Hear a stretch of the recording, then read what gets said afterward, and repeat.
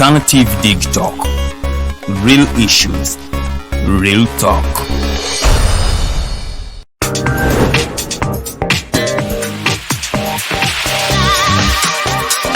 Hello beautiful people, you're welcome to the Snap Talk with your girl Teddy Teangel every Saturday right from 6 to 7. It is your responsibility omwana wo kubeera mu nyumba nga teyasuze bweru mbo bamubanja rent.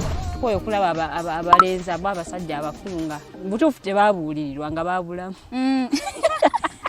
Towerabira nti tuli wano ku the Alternative Dig Talk. Mukwano gwange gwali topic ki wandiyagadde twogereko. Is it about family? You can take your time, look for a job, stabilize, men will come, men will always be there, you will get the men. Bonna goyagala musajja yenna goyagala ojja mufuna. Embaga ketuuke bino bintu byasenga nawe ojja bafuna. Naye ng'oli asitudde ttu yakedde ku makyabbaga nti nsitudde ttu naye nga mubutuufu agambye nti gy'akyali muto. Is it outside family? Is it society? Oh, could it be relationships? Just be commenting a topic yona gyandiyagadde twogereko tujjako tujogera kwano ku the Alternative Dig Talk ku share enganzi the Snap Talk.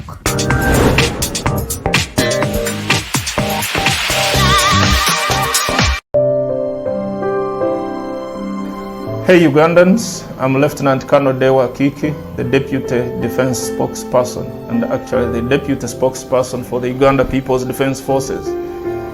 I was hosted on Alternative Dig Talk. I encourage all Ugandans that this is the way to go. Always watch, participate, give your views and ask questions on Alternative Dig Talk. Dig Talk, the way to go.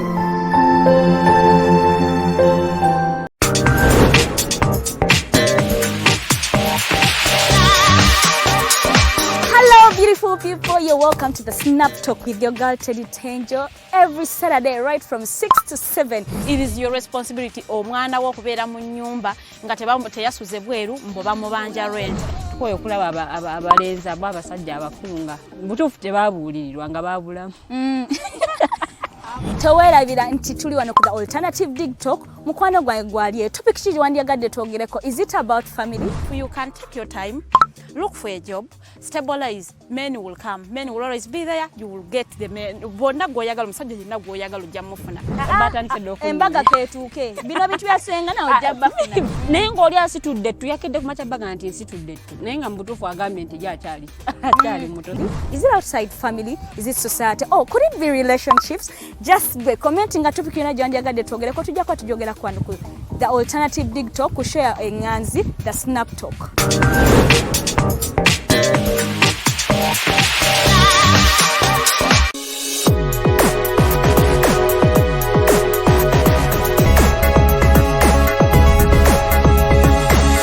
The Alternative Dig Talk. Real issues, real talk.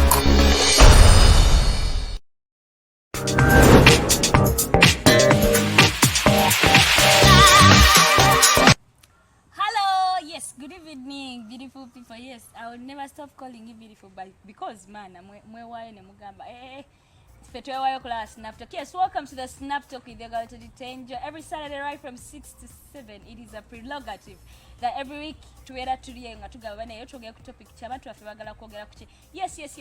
Thank you for all of you that comment. Ne tugabane mbadde nsaba mwogere ku kino abatusindikira inboxes. Banayi, you never take that for granted. And then tell a friend that Snap Talk eguseze. Let's go.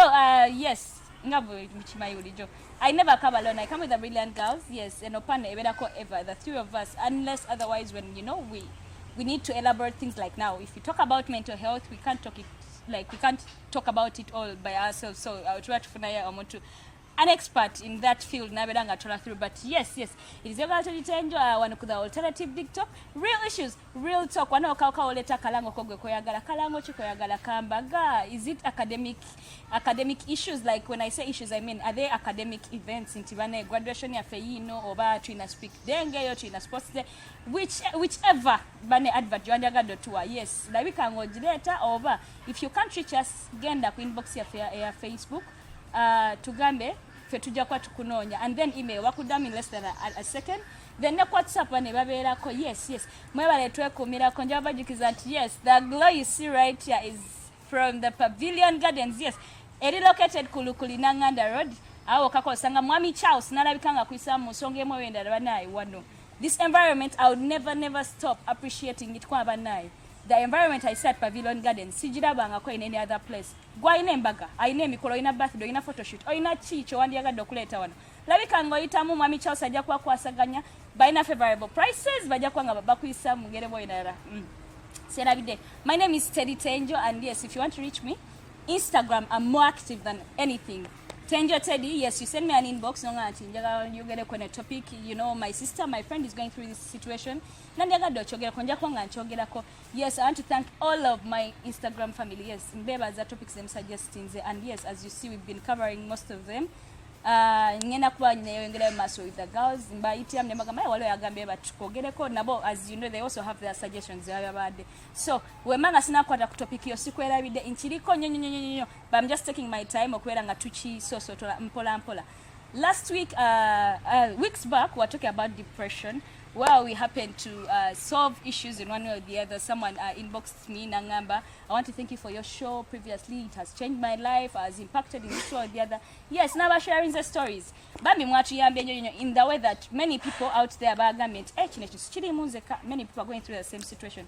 Sagala kulandaganya sizezeka leo tukakwa twogera ku effects of COVID-19 personally mpuliranga ali I can't get it. But anyway, let me call upon the girls to say hello to you, and then tuwerenga tweyongera tukakwa twogera ku effects of the COVID-19. Tulimu COVID-19 atuwa na twaleri tulimu lockdown tujivamu. Tumaze first wave, tulimu second wave, tulinda third wave, wa seventh wave na tukadi. Farida, buza kwa trial na koralero. Hey, good evening everyone. I am happy to be here on the Snap Talk once again with Teddy. I am looking forward to discussing the effects of the lockdown onto the youths, the mothers, the parents, everyone. Tulimu lockdown, we are going to be in the lockdown even up to 2030. I mean nanti batujayo ate wevu wezijja wezeyongera ewe soose eyokubiri kati eyokusatu enatera okujja tuddeyo mu lockdown kati abaana abasomaawo simanyi naye nga ndi musanyufu nnyo okubeera wano. All right, thank you very much Farida. This lady Baana, every time twewayo ne bagamba nti eyo panel tujajiberako, shall be talking issues in one way or the other. I appreciate you Farida. You're Thank one you. of my mentors in this world by now. She didn't know. Princess buza kwa trial na koralero.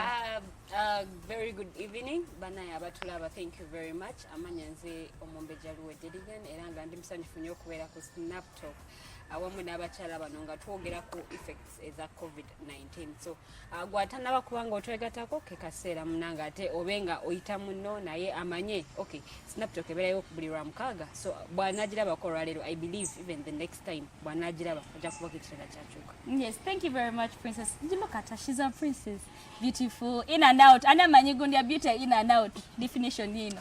Anyway, yes, nga tuwagambe leo tugakwa twogera ku effects Ina beauty nga tetera kubeera considered. Ask the men because usually wanonyambo ina beauty. Abera nomukazi ali physically beautiful na agena bwanonye ina beauty. Babagirabira wawo omuwenjula musala kibumba n'ogisanga Muganda wange I wish I knew. But anyway, tugakwa twogera ku effects of the COVID-19. Yes. And no topic totally exciting, but njagamba tikemeno vibe egamati because I want to know your views. Gwewe na ina ali okulaba mutale Faruku nkola wayingiddewo dda otandise commenting atyanza nnyo n'abalaba n'abanjimbalaba baliko nengenda kwansoma comments later, so mbadde nsaba gwe aliyo nawe tell us what you think effects za COVID ono zalese and the solutions, because I know parents out there bali eyo bali depressed tebamanyi kyakola bagamba abaana baffe kino kibatuukako tukole ki. So gwali eyo bera ngo sharinga naffe tugenda kwa tuyisawo ensonga yo in one or the other nenga tuserabidde. Page the Alternative Uganda ku Facebook, Instagram, Twitter tuli the Alternative Uganda. Baana ego era abadde atunonya tetuli ku TV za bulijjo, we are an online media ekutusako only knowledgeable things. Otusanga ku the Alternative Uganda ku Facebook tubeera live. YouTube show ebera uploaded within the first 3 hours after show yesterday. Then Instagram, we are the Alternative Uganda. Bakwa insights na kwa anti chigeno what is going to be banning. Then the Alternative Yuga ku Twitter. Yes, to following like the page, click on onto that bell. Every time we go live into today's mighty drive, today's voltage, this audio mukulu. Baberenga bakuletinga know that the Alternative is live right now. Gwe aina events wandiaga to covering again chidam. It's an opportunity you should not miss. Later events izo tugenda zicovering, you never regret. Is it a book launch? Is it an academic event? Is it your wedding? Even to be kwasaganya, and you never fail to to appreciate our services. Yes. Farida, one of the effects of COVID-19 kuba vubuka of late. Anyways, kale kangame kuba vubuka cause many also the parents are affected in one way or the other. Naturally abavubuka of late. Abavubuka, they could be teenagers into COVID-19 abakoseza in a way that abamu, we've seen early pregnancies, we've seen people dropping out, we've seen anyway a number of things. Nenjaga tuogere kwezo causes like effects as is as we are providing solutions as well. Which effects do you think you're able to provide a solution as well? Because fetwa wayo kuyamba the society. Olaba COVID-19. Simwangu wakuwera ko solution kage ogenda gamba abaana nti fine abaana babaze yesterday nabadde ndaba TVM ngagamba amasomero gana gulaonze simanyo baba nabira n'abaana ba P5 abagalo okudda waggulu P5 P7 kuba abaana bafunye embuto ze bafunye nti ne bannanyini mbuto bazeewakana sirwange meaning omwana ku myaka 14 afuuse single mother. Oh no. At 14 years, omwana ali single mother. Nono ofundanga ko ngoli single mother nga tata wo mwana amukiriza. Nti mwana wange naye just ye yasalawo kusiriwala. Agensigenda kutwala buvunanyizibwa naye olina myaka 14 olina olubuto omusajja lo yeewakana. So you are there kati ofuse burden eri abazadde bo. Kati saawe no ku providing a solution teba ya abaana tujja bagamba nti fine abaana bafunye embuto. One of the effects is abaana abawala kuba tukosebwa nnyo nze ndi mukazi nsooka kuba kifa wange kuba ebye wange mambi tegeera nnyo singa ebya abasajja so nja sooka kwogera ku bawala then njogere ku balenzi kuba ojja kumbuuza baani abafunyisa abagala embuto of course balenzi so bwe ngamba abaana abawala bafunye embuto era mba nkubye wabiri nti abalenzi yes okufunisa abawala embuto kituufu abaana abawala bafunye embuto tetumanyi nti we banagulawo amasomero bano abaana babasobodde nti bo baazaala bulungi tebafunye because early pregnancies ejjane effects nyingi nnyo nti COVID-19 etuletedde early pregnancy naye omwana afunye olubuto ku myaka 14 ayinza obutasobola kuzaala bwazaala ate nafuna fistula kati abata obulwadde bwafunye temumukiriza kati kubeera mu ssomero kuba fistula saagala nnyo kyogera mu Luganda kirina engeri ekisoundinga mu obubi fistula yechi okutonya ekikulukuto no nyamo Bible no si kikulukuto mama si kikulukuto kikulukuto kyanjawulo fistula omuntu aba yazaala bagita gallbladder akatereko urine yes nekafuna okunyigirizibwa nga tekakyasobola ku holding a urine for a long time so kati omusulo guba guyitawo aba atonya like kati omwana bwaba afunye obuzibu abata kyasobola kuddayo mu ssomero kati afuse burden eri bazadde be nti azadde ate era balina okumulabirira embeera gy'abalimu kati ebeefuuse nzibu nti balina okumulabirira ennyo naye nze kyensobola okuimplowing abaana abawala twekuume 14 years oba wasoma sex education mu primary oba abisoma 14 years suspect omwana aba ali mu senior to bw'oba tewatandika kusoma ng'oli muntu mukulu senior to oba basoma ebintu ebisinga obungi oba obimanyi. Why are you hiring for early sex? There is nothing. Temuli magoba. Ogenda kufuna mbuto otandika okubonereza. Nga tetunagamba bamama mukuume abaana mwekuumye eki. Nye kati wano babakuumira wakwa ova ogenda okola noddanga agenze so. It depends. Omwana it depends.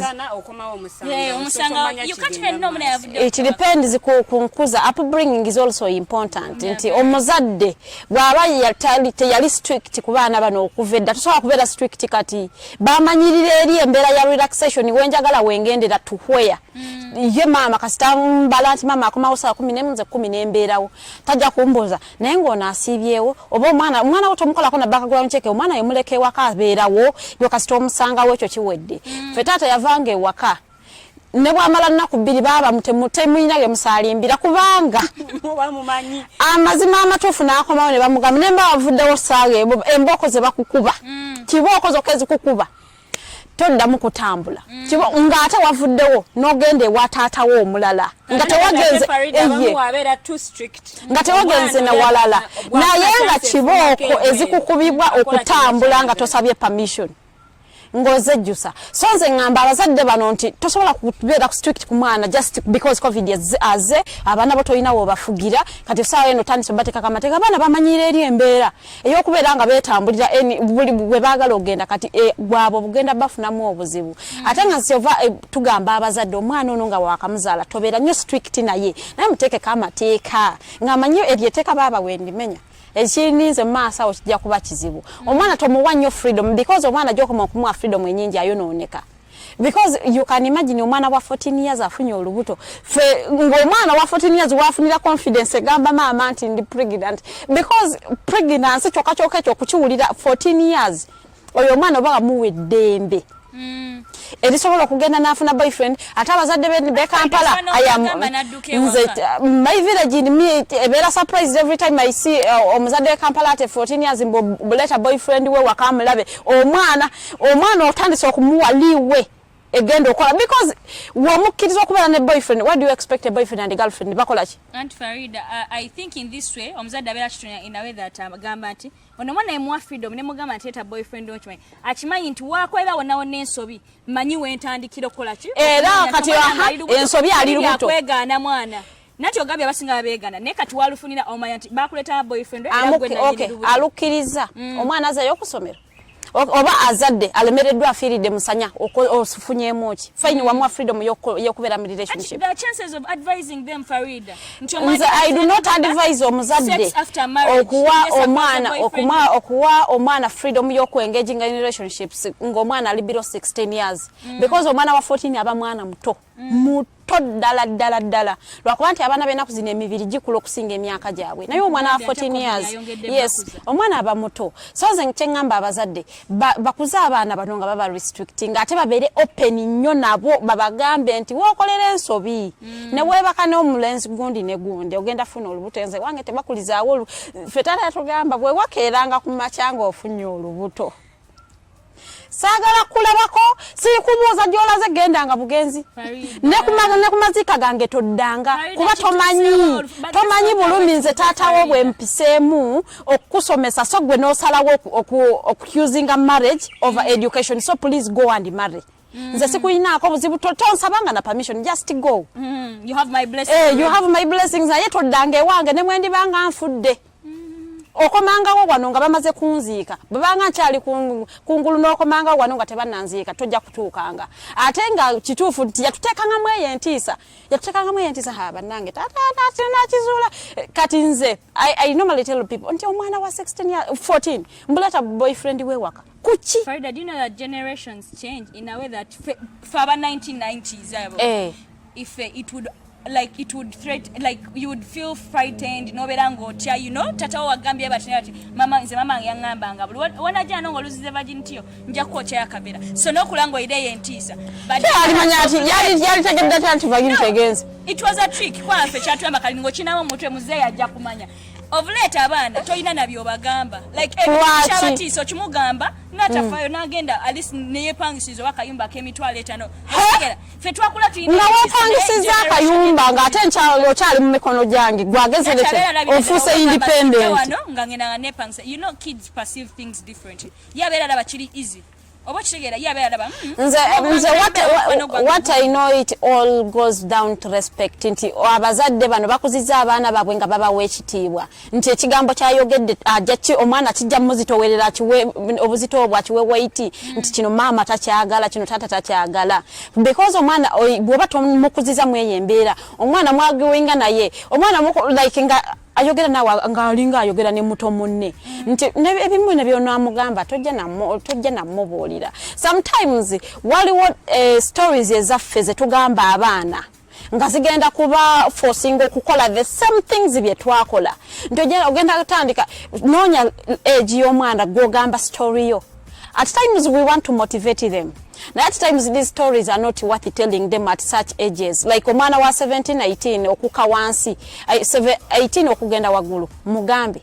17 kukagansi to mugamba. Nali musinia tusimanya nenfuna olubuto kwe kufumbira tata wa moyo. Kati agenda kugamba go tafuna olubuto musomero. Ongamba ki? Ndozo kitegeera. Mazima kwa kufumbira tata wa moyo sena kyovola batoloza nti sayagala kusoma. Bo wanzija musomero. I mean, oya agaba baba we mbuze nali flagalo kumbaga n'abaana bange bajja beera flagalo kumbaga so it's important. You see, because wabaga wamugamba story ngobongo bwo tebusobola ku internalizing a story kujijja mu makulu yachi alaba akiraba bulabi nga bwe kiri awo tasobola ku internalizing kujijja mu makulu amanye timamange yali ayagala okusoma yalinzije mu kale nagenda naye yasalawa ankuze yasalawo kino obwongo tuba tebunnakula so tomugambe ezo stories zo mbunafuni bino gwe mu life stories real stories ezimbulamu nti munange omusajja wono webaka naye at 14 years I don't expect you to have a relationship. Focus vitabo. Okay. Thank you very much, Farida. That has been Farida. Kumambi one of the causes is waliwo early pregnancies. Now, kwa solution go mwana banayi uliriza muzadde wo. Listen to your parents, respect your parents, make your parents proud. Princess, tuwe cause your joloboza and then give us a solution as well, because I'm going to dive back to Ani Farida at least solution kusaidia bana cause mubulambuli muntu akole ensobi so nja kumanya ne solutions zage tutwa Princess. And ndabanga sawa zino sexual harassment cheyongedde nnyo during this pandemic nti abaana kati sawa zino last week twogera ku sexual harassment nga twogera ku engeri gye relating with depression. Nti sawa zino abaana bali waka of which abamu bagenda kuwumulira mu bifo ebirala ebitali atali nti awumulira watali watata we mama we atuuse eri asanzeyo already abaana abakulu bibaddewo kivuddemu embuto era nga mukyala Farida bwakoze eki bwakinyonyodde nti saawa zino abantu kati oba ngambe oba emitima gye gyakala oba kireete ntya nti ebiseera ebisinga abantu abamu bakola ebintu nga tosoose nakulowooza because wotu kati story gye twadiscussingako last time omwana wotuukirwa okufunisa abakazini bo embuto oba tolowoozezaamu ye emyaka gy'ofunise embuto mito 13 and 14? Yeah. Yes. 14 and 16, yeah. 14 and 16. Eje myaka gikyali mito. Naye n'abaana bennyini okiwulidde kiddayo ku baana nti gwe omwana osomye mu ssomero osome ku bintu ebikwatagana ne sex education because zikiza 14 and 16 baba basomyeko kituufu okiwulidde otegedde nti mwenzannyo omuzannyo bwe guti kino kyekivaamu what do you expect for sure because nga tunaba kunenyo babasajja bano babalenzi bana baba bakikoze n'abaana abawala kids are manipulated sometimes. Bafune abasajja abakulu because last time atuga omwana yafira mu nyumba ya boyfriend we nga gayi mukulu omwana amuto yali 14 wagamba 14 ng'omwana ina boyfriend omukulu working class oshegera so that guy is likely to manipulate that kid easily. Omwana w'emyaka 14 n'emyaka 16 mulimu ebintu by'obutandise okuyiga okiwulidde oyise mu ssomero bakusomeseza sex education bakugambye kino na kino bwe kibaawo already olina okufuna olubuto okiwulidde kati gwe bw'obanga okola ekintu ekyo balaba abafuna embuto ne bava mu ssomero gwe bw'oba otunuulira ekintu ekyo nga kibaddewo what comes in your mind nti bwenza nyanza ndi mu kigo nti tewali kigenda kubaawo I mean n'abaana bennyini balina okuddayo wali eri bamanye nti okay ebintu nga bino bigenda maaso neffe tukoze ekife nga ffe abaana because ekintu nga kino bwe kinaabaawo omuzadde agenda kuswala ekika kiswale okiwulidde muswale ku kyalo naye ng'ekyo kyewandyagadde ekyo kyewandyagadde at the end of the day nti okay bwe nakula nentuuka wano eno kino na kino kyabaawo okiwulidde abaana abamu kati ekirala bali sexually abused ne batavaayo nakwogera during this lockdown nti omwana wabeera si weewaabwe naye bamuabusinze sexually n'atayogera because ayinamu that fear nti wano wendi si waffe bwe naayogera bagenda kungoba obeewaka ekyo nakyo kireesa obuzibu bw'amaanyi nti abakula okay muli mu mbeera tesiga nti mulina ssente oba sigamba nti olina access oba ku ssimu bakujja ewa maama w'omwavu ne bakutwala ewa anko w'omugagga ewa anko w'omugagga ogenda oti ogambe maama wo nti maama ddala anko ono ye yankozesa oba anko ono yankwata okiwulidde maama wajja gamba kale bannange tuli bannaku mwana gwe tondeetera bizibu kale sirika okiwulidde byebizibu bye tufunye during this pandemic nti ebintu ebisinga kati bibeerawo biberawo mu pandemic eno naye nga byalingawo naye nga kati biyitiridde byeyongeddeko obungi nti obwavu obuli mu bantu oluusi buleetedde abantu abamukola ebintu ebitategerekeka nti ono takyayisobola akutta omwana amututte egindi bano bamuyambeko mu ngeri endala naye atuuse eri omwana bamukozeeko ebyaki ebyambyone ajja kutya okwogera lwa nsonga tayagala kunyiiza bali abagagga tayagala kubanyiiza ayagala munnanga nti kakati olaba bannyambira ku mwana ojjukira abaana bano abaali emuyenga be bajja mu nnyumba nti bazadde b'abaana bano bavayo ne bagamba bannanga kale mulina empisa embi mukutta omukyalo oyo abadde atuyambira ku baana baffe ne weewuunya okiwulidde nti obwavu obuli mu bantu buleetedde abantu abamu okuba nti bakkiriza ebintu eby'ensonyi ne bikolebwa ku baana baabwe because bo nga bo tebeesobola because ajja kugamba omwana ono akutta omwana wange ne bwenamutwala mu mateeka bagenda kugulirira omusango oli ajja kugulirira aweeyo sente empitirivu kubanga nze sirina omusango bagufutyanke ate bampalane bampalane mu kika nti ono yasirisa gundi okiwulidde tebakugobye mu kika tebakuganya okutandika okukiika so bwe buzibu bwe tufunye. Okay, and the solutions you'd give to that same buzibu, what would be your solution? Solution gye nnyinza okuwa nti abazadde babeere kitundutundu kinene nnyo bwe kituuka kukuza abaana nti omwana omuwala omuzadde because saawa zino basenge edda baakolanga naye saawa zino senga oyinza n'okula nga tomumanyi okiwulidde kati gwe maama gwalina okulenga looli ya senga nti obuulirire omwana bw'aba atuuse ne gw'oyita senga babe bamulemye okuzaakuza abamwannyina mazima nesenga kenyini ababe bamulemye okuza kati olwakuza abamwanyina bamutabukako ze nkuchwa z'okukyalo kati mbwadde ku bamwanyina abumbe atandika okuwumba so kakati maama wano wetukwetaagira maama vaayo yogere n'omwana wo omugambe mwana wange kino na kino kiri bwekiti ne bwekiti bw'ozannya wano na wano kino kyekigenda okuba ozazukira nakula ne jjajja nga taseka bintu nga bino taseka bagamba bajjajja bakwasa wange teyali wakyejo munakamu yaŋŋamba kendiwulira mbozze wano ng'oli lubuto banno bo badde ng'obeera nabo ndowooza obalaba omu yali mu pifo nafuna olubuto okiwulidde yali mu kibuga Kampala. How old? 10 years? No, ye yasoma mukulukulu naye nafuna olubuto. Era 10 years obeera mukulu kwa 10 years nze by then P4 I remember P5 naina 11 so mu P4 ye yali ansengako emyaka egi esatu nga alina 14 bwe yafuna olubuto bamutwala Masaka nkumbi agimanyi kati amanyi okulima nga bwe kyetaagisa okiwulidde kati ng'ebyo byandaga naŋŋamba bw'ona okufuna naawe bagenda kutwalawa bagenda kutwala mu kyalo lirya niwe besimanyi yadde okulima okiwulidde bampe enkumbi ngenda kukola ki awo nno ensi eba tekufuukidde ekizibu oyiga olowooza bagenda musomero oyiga naye yali mukambwe bwe kyetaagisa nti kati kubangula mwana oba kukuza mwana kyekyo omuzadde yenna kitukwetaagamu bwe kiba nti kukuza mwana olina okambuwalamu ne bwoba omwana ono omwagala nnyo oba ye first born oba kuyeko wafunira ebirungi ebingi okiwulidde oba wanywa ddagala wanywa luzaalo wano we tukwetaagira obangula omwana afuuka omuntu owo akaana kange ne kabeera akaana kange tebakakoonako imama omwana wange yeyagala wamagenda ojja kudda oluva ojja kudda ekawungeezi kasita ogenze agenze omanyi gy'olaze bagenze okusinkana obamanyi ye gwe maama atwala omwana abugenda omumulire ewagundi obamanyi kyenkana ki yes abaana ba muganda wo okiwulidde muganda wange tuli ba Luganda naye abaana empisa zaabwe ozimanyiko ki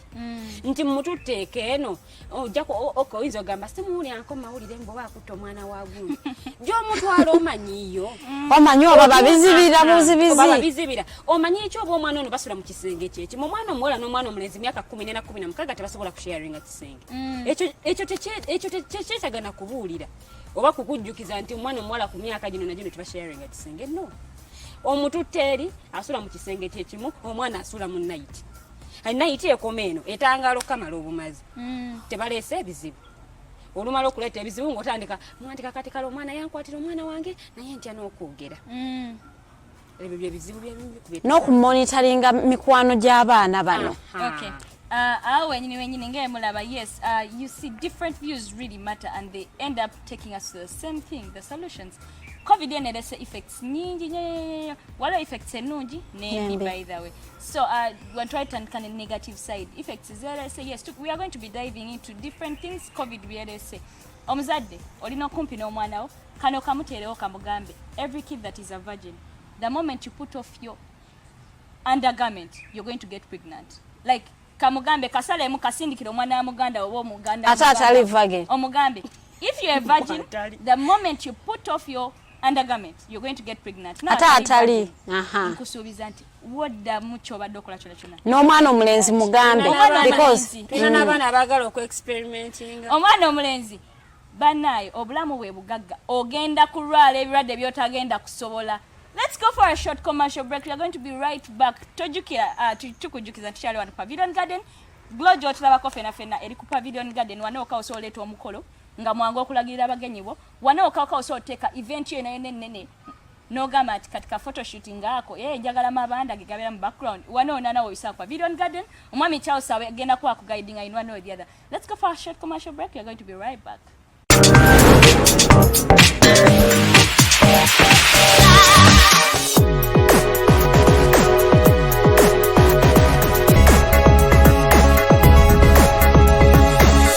The Alternative Dig Talk. Real issues, real talk.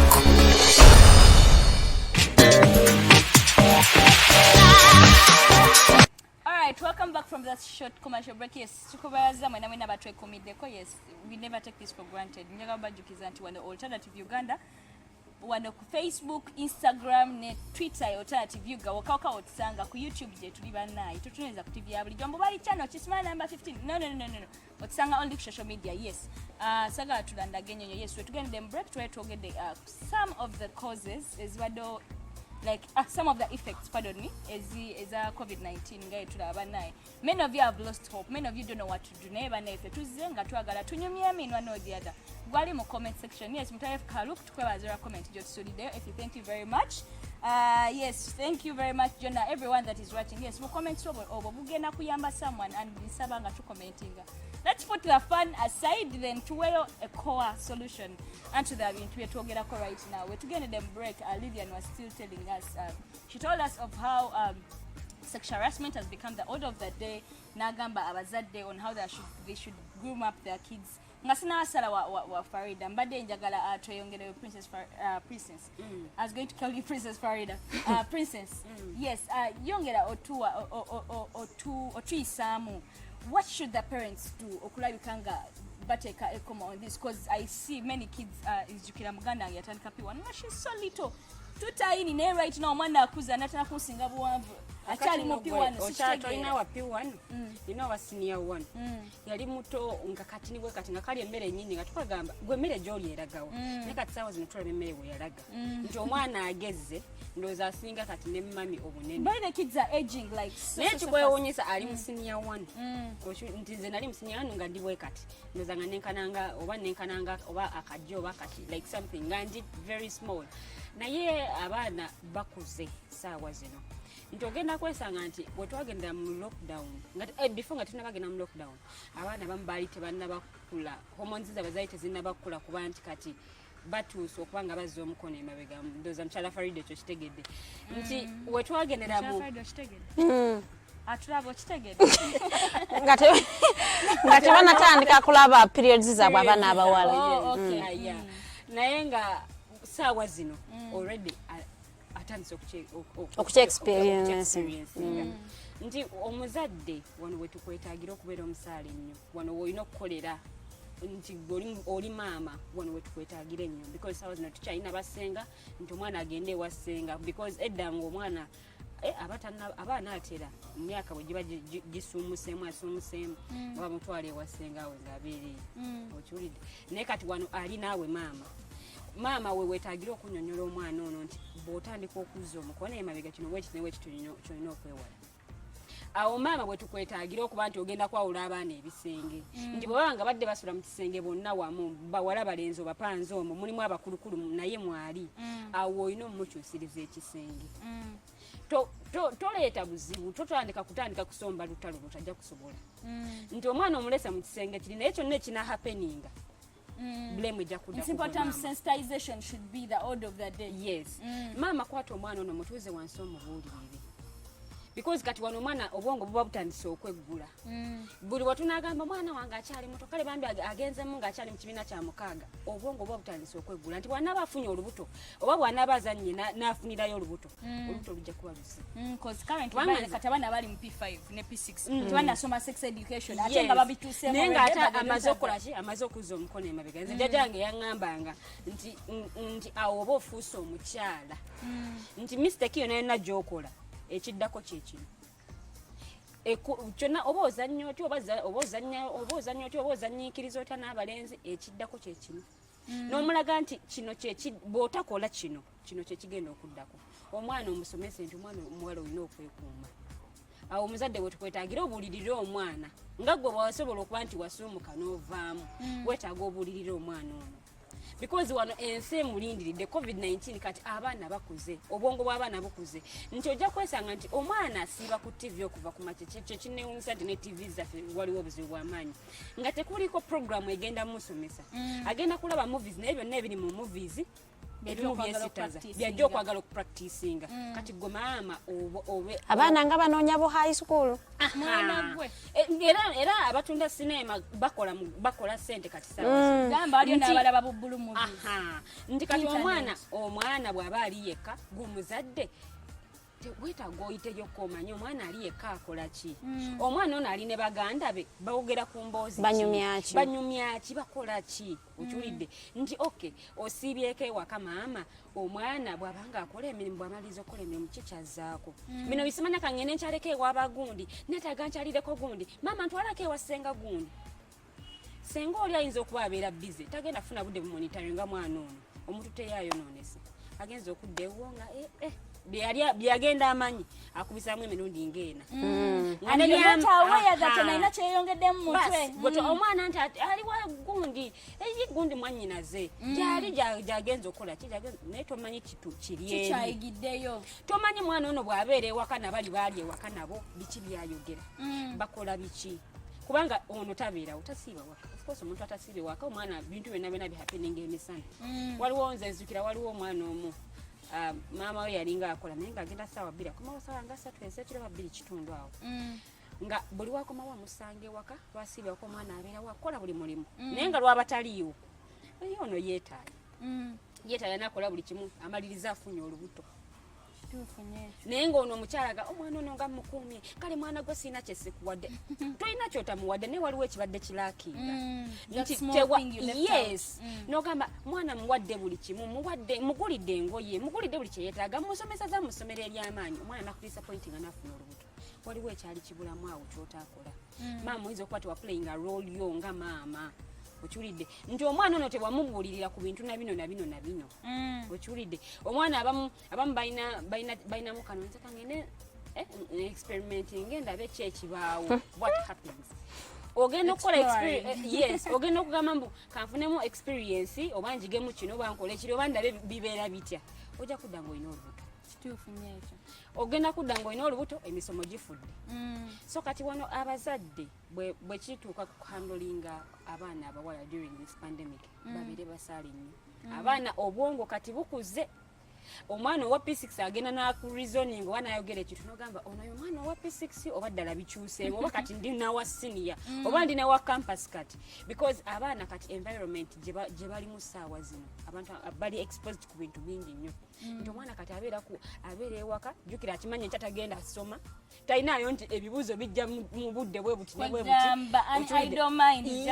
obwongo buli awo tebulina nnyo kyamaanyi kye bukola gwe omuzadde okanyagamba bwe baligulira amasomero waliddayo n'asoma ajja kuddamu asome bino nabino naye ali waka muyigirize ku bintu ebyemikono okiwulidde yes omwana ayiga amanye nti kati okay kibbo bakiruka we bato batamanyi kuluka kibbo muyigirize mfuna ebintu byomuyigiriza ebigenda okumuyamba okiwulidde tomuleka kubeerawo kutaayayo obwongo tebulirinamu kirimu awo ogenda okuva obuzibu. All right, thank you very much, Princess. That has been Princess. Yes, ngawe magami, I don't mind is the devil's workshop. Yes, omwana involve your kid, like omwana tomuleka kusiba akambo kula sefumbe mmere kwa namuleka ajja fumbe mmere je akole byakola bijje agenda atambula. You don't know what she's going to express or he's going to do ngavuddewo. Keep your kids involved. Oyina business beera ng'omutwala mukole na muye mwena wamu agetinga involved nti kati okay oyinayo omulimu oba katika ngambe nga wabagambye emirimu gy'emikono egyo at least mufune tutorials omugambe njagala nkomewo ngo olusearch tambala ng'okoze omukeeka mu equipments.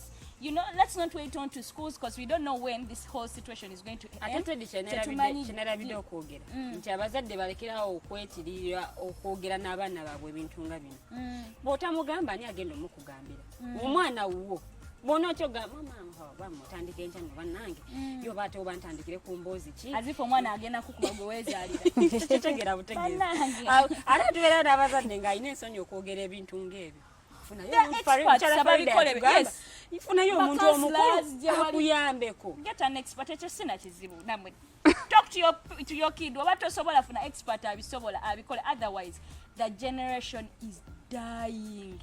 Muchala Farida wamatwe cause solution tandika na solution y'ekintu ky'omapande kikwa cause hasn't satisfied. Manyi bagenda tugamba nga muli mukwogera nnyo ku mwana muwala mwogera nnyo ku mwana muwala abalenzi nga mubalekeredde. No abalenzi twogera nnyo ku mwana omuwala kwa tumanyi nti zino results za early sex zikosa nnyo omwana omuwala nti omulenzi agenda kweyongera yasome because ye talina kyavuddeko ine talina buchigwa kiwedde talina kyaluzinga emisomo gye agenda kweyongera bwa abadde akola agendere mu mirimu gye naye omwana omuwala okujjako nti ye ayinza okuba bw'aba omuwala abadde mulwadde ye ayinza ofuna obulwadde naye ng'ogyeko obulwadde tewali era naye ate omwana omuwala aba agenda kukosebwa nnyo. Omwana omuwala kasita aluzinga innocence ye aba atandise okufuna ekuba eri mutwala mu kwonooneka ng'akyali ku early age. So ffe lero abatukuba nnyo nti twagala nnyo n'omwana omuwala maama omwana omuwala nnyo aba wankizo nyeewaka kuba bo temptations nyingi osinga abaana abalenzi nti omwana omulenzi ne bw'anaagenda n'ayenda oba n'abeera mu relationship n'omwana wa gundi oli n'afuna olubuto tebagenda tunuulira ono eyalumufunyisiza batunuulira oli omukazi teyakuuma mwana we tebagenda nenya maama w'ono omulenzi banenya maama w'omwana omuwala tebanenya maama w'omwana mulenzi omwana omubi avumaganya nnyina naye omwana omuwala afunye olubuto ewaka batunulira maama wo tebatunulira maama wo oli omulenzi tebamwogera bakone mu story tabeeramu omwala gwabeera omulenzi omulenzi bamusibya urayize no gamba wairiza omwana affe azifu yabaddeyo bw'abanga tebafiisa mbuto naye nze njagala okugamba abaana ne bamaama nti abaana bano tubeere open nnyo nabo naddala ku bintu ebyetaagisa okwogerwako nti bw'otakimugamba leero mbuba naye nze nti okubimugamba wali agenda okubimulaga ate amulage ne webikola otidde okyogera naye wali ajja okumulaga ng'ekyo ekintu kikola kitya like abimugamba practically ng'abimulaga kati repercussions zekyo tojja sikyagala naye nga tekyali kyangu nnyo oba tosobola kubyogera erina waliwo abazadde nga tasobola kwogeramu ye aba alaba kyansonyi ogamba omwana we nti owaayi bonna ogenda no having a sex ndowooza aba alabira ddala yeyambuliddwa omwana we okumugamba okumuwa sex education naye nekugambye mukwano tetukyalina basenga tetukyalina basenga nze sijjukira kugendako wasenga kumbuulirira ebintu ebimu nze kyeŋŋamba bwoba oti temusobola kutya abazadde babiri kati ate mwe muba mwanonyaki mu relationship really bazadde babiri temusobola kutya kwogera na mwana taata bw'aba atidde mama ayina okwogera mama naye kati babiri mma mutidde temwali menti kufumbirwa gani manyi waliyo ba expertise noonya kansala ayogere n'omwana wo bw'oba gw'owulira otidde nti tosobola kutwala mwana ono ku bintu bino kubimugamba noonya kansala ayogere nabyo. Nze I remember twabeeranga musomeza simanyi ennaku zino bamumasomero bakyakebera embuto abaana abagala bakyakebera nze twabeeranga mu ssomero nga kuva nze kuva senior 1 nga every after 2 months nga baleeta abasawo ne bakebera abaana abagala bonna embuto ne babawa like ne babayigiriza. Nze I remember when natandika ogenda mu periods I didn't even ask mom anything because I had already learned everything how to use a pad naye osanga saawa eno nti omwana nti embeera ekyuse nga tuvudde ku bulamu like embeera ekyuse kusinzira ku bye tulya nti nze nagenda mu senior 5 was 16 years when I started to see my periods omwana wa 13 years abeera atandise 9 years ng'omwana alaba periods nze nasoma yes nze nali mu senior 4 so kati I knew everything naye kati saawa eno omwana aba wa 9 years kusinzira ku mmere gye tulya eri modified bagikubye ku byebidagala so it stimulates omubiri gy'abaana bano hormones z'abaana naye omuzadde bw'oba toyogedde na mwana wo kati saawa eno kkiriza ku ssomero tebabimugambye tomugambye naawe omwana ono agenda kubiyigira wa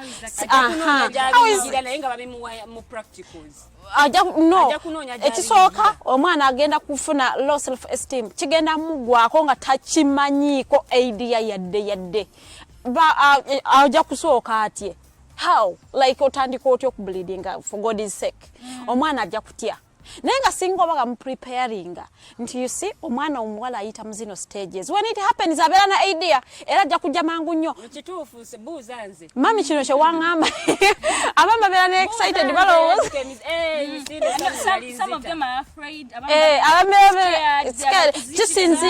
kisinziira ku ngeri gye bakimugambamu omuntu wakugamba olaba wonakiraba ojja kuba ofuusa omuwala yennyini biki obeera okirindiridde okiraba ofuuka omuwala yennyini agumidde so the moment you see it you will be excited ogenda gambe mama kino kibadde bwekiti because ja ku preparinga naye kati omwana wa 9 years ali waka naawe toyina kyomugambye ewaka abeerawo ne ba brothers be abeerawo ne bakazini be balaba firimu ajja kuba atudde like olugoye lugetinge stained like lwasonga mama tewakola mulimu gwo tozaala abaana botagenda kulabirira tozaala abaana botagenda kubuulirira bw'oba tosobola kubuulirira abaana bani agenda okuba ogwo omulimu gukolera bw'oba tosobola kubyogera get a counselor tolekera abaana community nkoowu don't leave your kids for the community abantu bakoowu nabo bali mu kulabirira baana baabwe kati ate badde ku guwo mbuwamaka tukyalina na community classes nze bwe nasomanga mu holiday waffe nga bagamba abawala b'okukyalo anyway I thank God nti olw'okuba nakulira mu kyalo I think like there are things I got from the village ebitabeera Kampala because Kampala buli omu afa ku kazigo abalina amakanga abwe kikomera kiwanvu kiriko n'embwa kati ogenda tandika oli okukoona ku gate ogenda embwa ate abaana bala bagenda kuyiga lwansonga nti abawala twetaaga ebintu bingi nnyo ate ne ofunye omwana omuwala tulina bino ebintu ebyekisirusi minisita omu yavaayo n'agamba babijjewo the things of visiting the bush visiting the bush nebamuwalabula naye nze kyenjagala okugamba nti eyo instation y'omwana oyo okumukola act eyo akimukola akimugamba kinti nkukola kino for what because nakyo kimataringa nnyo okay nkyalire nsiko for what reasons because bwona omugamba reasons ezeetaaga experimenting after yes okay because omwana omuwala buli lwakula mu preparinga you are preparing for them community yakyonoona nnyo nti omwana omuwala bakukuza baku preparinga for marriage they groom you preparing you for marriage so buli kye bakukozesa bakukola bakuteeka mu direction ya marriage nti bagenda kutuuka ku stage olina okuvisiting ensiko nga bwe bakyogera mu Luganda no one doesn't know it like we shouldn't sugarcoat anything here kati yeah and ate waneno mu Buganda baba woba tewakikola ekyo ekintu bakuyisaamu amaaso naye okay okikoze naye gwe ogwowadde omwana wo akimukola enaku zino abaana babasitwale babatwala ewa basenga bana abatali nti ba blood like basenga abetuumye bana abakola emirimu gyabwe egyo senga ono gwowadde omwana amugamba kinga akola act eno ekyo kintu kikulu nnyo because omwana bamugamba ebintu ebiri experiment agenda abi experimenting because already akirina so she wants to feel it she wants to experiment omugamba okikola for what reasons nze kyovala bangamba abatandisa abaana ebyo ebintu mu masomero as primary for what reasons which intentions do you have like omwana akyali muto obwongo tebunnakula na kutegeera ekyo nti omuntu alina kikola webale nnyo naye okimukola for what do they even know the reasons why omwana oyo alina kikola nze I think abaana bano babeere nze ngamba abaana babalinde bakule nti asobola okudigestinga importance y'ekino ekintu ky'omugamba because at times womugamba at an early age ojja mugamba abaana b'ennaku zino bali inquisitive omugamba okukola ekintu akikubuulizaawo why kyaki olina okumugamba ensonga lwaki sikikola ki ekibaawo kati otandika olw'ensonga omupreparinga for marriage ojja mugamba biri eby'omu bufumbo kati olw'ensonga nti akirina so she can experiment now. So yes, so ngamba actions ezimu ku baana abawala tuzibalindizeeko ng'obwongo bukuze. They can now digest ne bagamba nti kino bwe sikikola bannaye basing on my future era bikati zinungi tulekeraawo okutegeera abaana bano nga bato because ebintu bye tubateekako biba prompting okukola ebintu ebirala because wakimuteekako ate n'omugamba ne reasons lwaki alina okuba nakyo. So it will prompt her to get a boyfriend because you told her when you have it your boyfriend will never leave you. So it will prompt her to get a boyfriend because I mean that is the importance of having anyway. Why wouldn't I get a boyfriend anyway? Because community bwatyo bweri nti preparing omwana omuwala for marriage tebatulaba mugaso mulala bo bamanyi nti omwana omuwala bw'okula olina kufumbirwa already baba mubazedda nga tunana kufumbirwa. So as I argue the community never mama nti bwe tukula oba buli community bwe evolving we learn and unlearn other things like nti omanya nti mwe mwabikola ngati an early age ono mwana wo mulinda akule akirize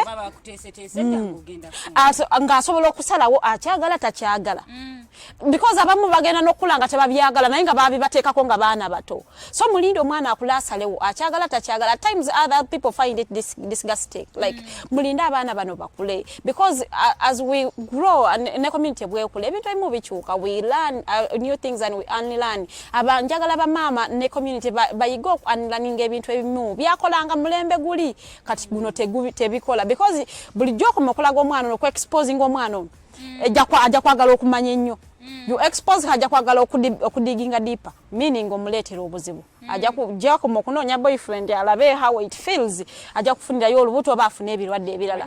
Abazadde abamu nga balina emikwano naye nga ebibozibozi bye banyuma tebyetaagamu mu makati like balina abaana bwe bakuba obukule bwe bawunyumya ebibozi ebitasa mazima kwegamba awo nawo ne wafuuka ennabi omwana mutudde waka maama oli mukulaba firimu erimu ebyobuseegu naye nga mulaba n'omwana olina mwana kino kigatta kitya omwana ono kikyagenda okuyiga because bw'anaalabanga gwe maama tokinaako buzibu n'agamba okay kitegeeza kino kirungi ate n'abazadde abalina emirimu gye bakola nze kineewuunyisa nti bw'aba agenda okola ajja kujjawo omwana omulenzi omuwala amuleke waka agende naye mu bizinesi oba alina dduuka agende n'omulenzi bakole ate omuwala amuleke waka asiimuule yensonga lwaki nkugamba asiimuule ayoze agolole afumbe n'okufumba amutegekera bufumbo nti ebyo maama by'olina okukola eno kukale kusomera obeerayo okule naye bino bye biri important lwaki abaana bano temubayingiza nabo mu bizinesi bayige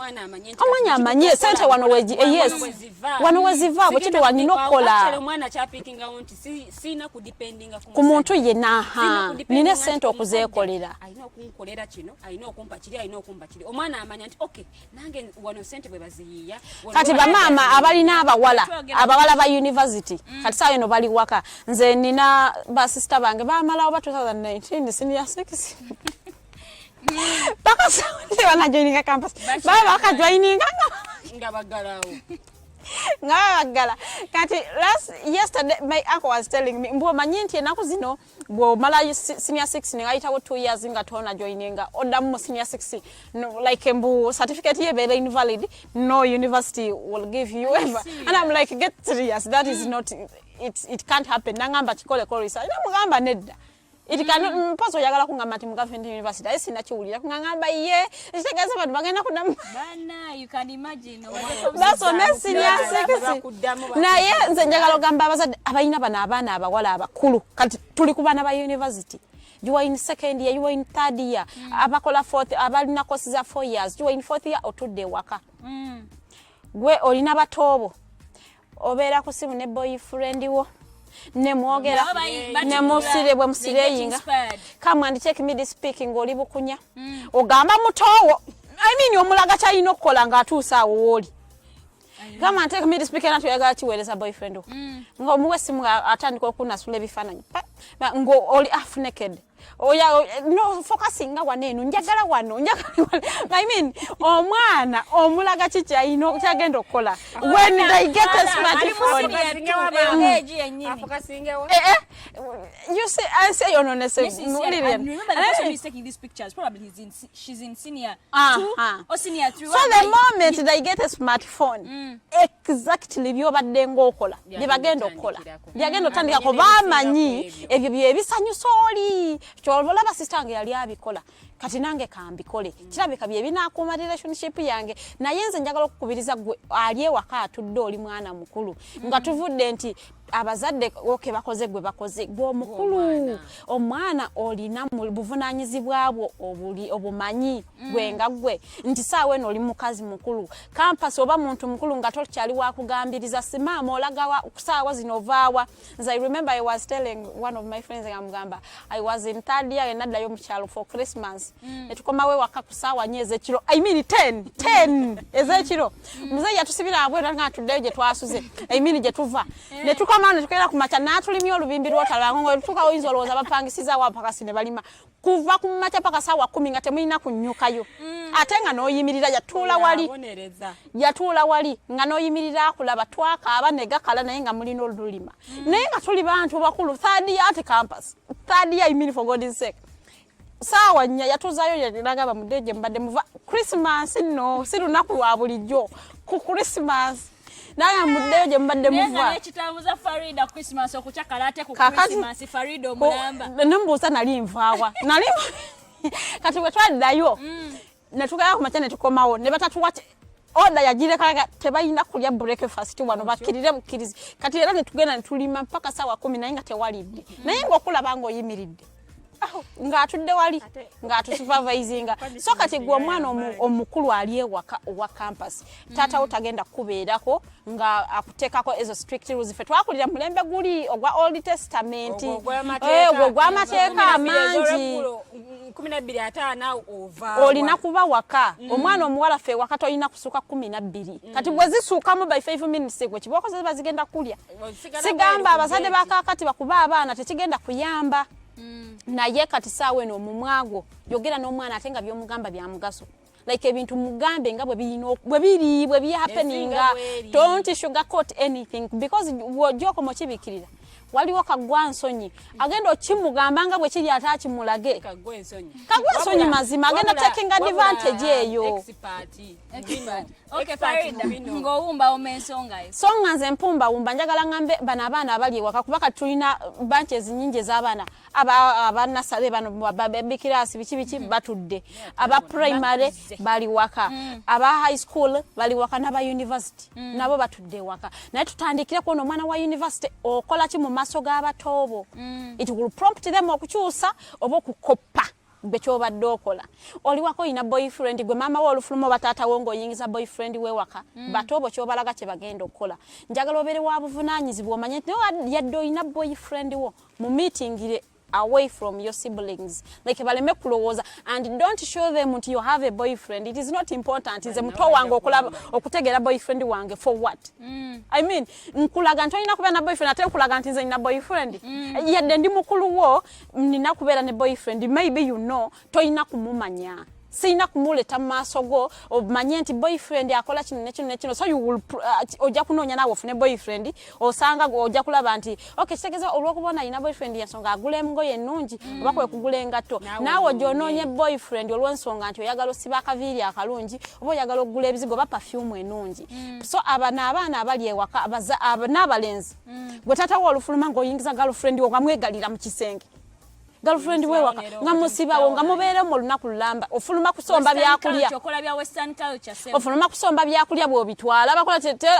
sowani zifuluma nkalu osomba byakulya ne yebuuza olaga kifaananyi kicho bachaza mikwano jaire basoma ebitabo kifaananyi kicho olaga abaana bano amanyi filimu zino zituleetedde nnyo obuzibu abaana balaba filimu nga kyalaba mu filimu kyayagala akole nti eri bali bakyaza ne beekisinga ku myaka egyo emito omanyi high school zino ebyo bibaamu okiwulidde so n'oli alaba kyalaba mu filimu ayagala kiteeke mu byadda nange kankyazeko balabe nti nkyazizza nti nina girlfriend oba mbalage nti nina girlfriend omulungi ambalage nina boyfriend avuga emmotoka eyakabi bwe kiri olaga kifaananyi kyo kyolaga bano abatobo era gwe bw'oba oli ewaka ozuukuka ku 3 nga muto wazuukuka kwemu olowooza bakulowooleza ki oli mukulu 22 years oli wakoze ukasawa 3 kunywa chai ofuluma na simu yo ofuluma na simu yo ngoli ku WhatsApp call nakazuka ngena nywa chai yani gwo amufumbye gwe ani gwo chai gwo geno nywa ni amufumbye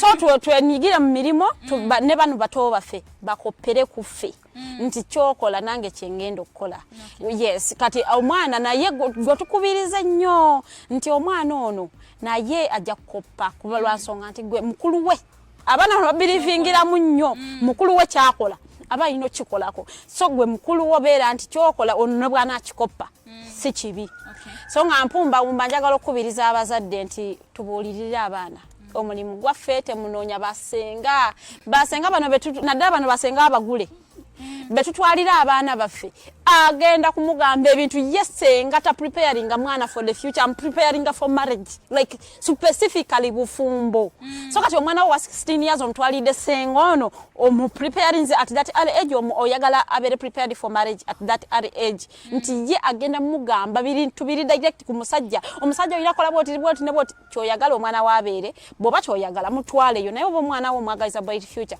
mwekoleremu omulimu kyotayagala afune tokimuwa kyoyagala ategere kimugambe tobikkirira bintu mwene ensi Uganda tebatutyabikkirira ensi yayo nooneka ate ebintu ebimu tubiveeko omulembe gugenze gukyuka ebintu ebimu tubireke nti okay omwana nga kyali muto bw'anaakula nja kimugamba tempakira nnyo baana bano abato gyokoma mupakira jajja komo kwagala okuexploringa yes amanye kino bwe nakifuna okekikola kitya so mbakubiriza abazadde tubeere basaale nnyo mu bulamu bw'abaana baffe kuba covid came to stay tetugenda kulina mu covid bwe batagule masomero tugenda kola tutya nkugambye so abaana baffe tubabeereremu yenjogereriwo tubabeereremu muwe exercises ziri ku YouTube gendo nonye waka owa abaana abo bakola atebeera mukambo marking byebyange obudde Farida bakusanga wawe nayagala okongeza point gy'omuganda Farida Bikobere on Facebook, on Twitter, Instagram and Snapchat. Yes. Farida yo musambula Omumbejja akataleke kanga osibula batwala nze nzijukira waliwo omuzadde omu gwe nawulira nga bamugambira ku mwana we nga bamugamba naye lwaki omwana ono akola bwati ne bwati kitegeeza mama gwe omuleka n'akola kino na kino naddamu n'agamba nti eyenkuza eyammwe si yenkuza gye tukuzaamu abaana kati ebyo byammwe byadda kikadde bya 8 years bya 1990 so abazadde saawa zino ke kaseera ate mubeerenga muli basaale nnyo bwe kituuka kukuza abaana omwana tomuteeka wantu nga naye kenyininyini teweesigawo omwana bw'aba atandise okusuumukamu ng'avubuse kitegeeza gwe kenyininyini gwalina okubeera sengaawe ebyo byotandika okujuliza mbuka mutwale ewaagundi bw'anadda nga yetisse ojja kutandika okunenya abantu abalala naye nga naawe kenyininyini tewakola mulimu gwo nga maama otandika okunyiigira abantu mbu kale mwana wange bamunyonoonedde abadde akyasoma kale abadde muto gwe maama wakola ki bwe kyatuukanga okubuulirira wabuulirira oba wayogera manyi byawukana ebyo okubuulirira n'okwogera wayogera bwogezi oba wabuulirira buulirira wabula toyogera bwogezi so nze bwe bubaka bwempa abazadde ate bwe muba mubuulirira abaana tokozesa nnyo omukono gwa kyuma leka omwana ono amanye nti ndina ekyali wange gwe njogera naye so bw'abanga amanye nti alina ekyali bwe gwayogera naye munnanga ajja kubanga akola ebintu gamba maama tayagala nkole kino maama tayagala nkole kino nakiri amanya nze Omumbejja Luwedde Lilian era nga ku Facebook Twitter Instagram oyinza okunsanga amanya Lilian Luwedde Lilian. Okay, thank you very much, Lilian. Yes, that has been the topic of today. Tolaba effects of COVID-19. Nenga tuzitandise COVID-19. This is still a huge topic that we are going to go slow by slow. Yes, I'm still Teddy on Instagram. Yes, hit our inbox. Continuing suggesting our topics so andegade tuogeremu. Tuwaza mwena batu wakumida kwa fila dada je tuwatanikide. And yes, abazadde chine si cha mzadde eka, si cha mwana eka. We have to work hand in hand. Kids, be respectful to your parents, and then parents, let's be responsible in all we do. Yes, njaba jukizantu kupa video on garden waka waletua mukologwa. Is it a wedding? Is it a birthday party? Is it a photo shoot? Chino chache chili kupa video on gardens wogenda okuja omwami Charles ajja kwasaganya. It's located at Lukulinanganda waka and by the China branches by na M yoka. Then ffe the alternative Uganda tusangibwa ku Facebook, Instagram ne Twitter alternative Uganda. Yes, click on that bell ekujjukise nga every time we go live. It's been your girl Teddy Teangel. See you next time. It's still the alternative TikTok. Real issues, real talk.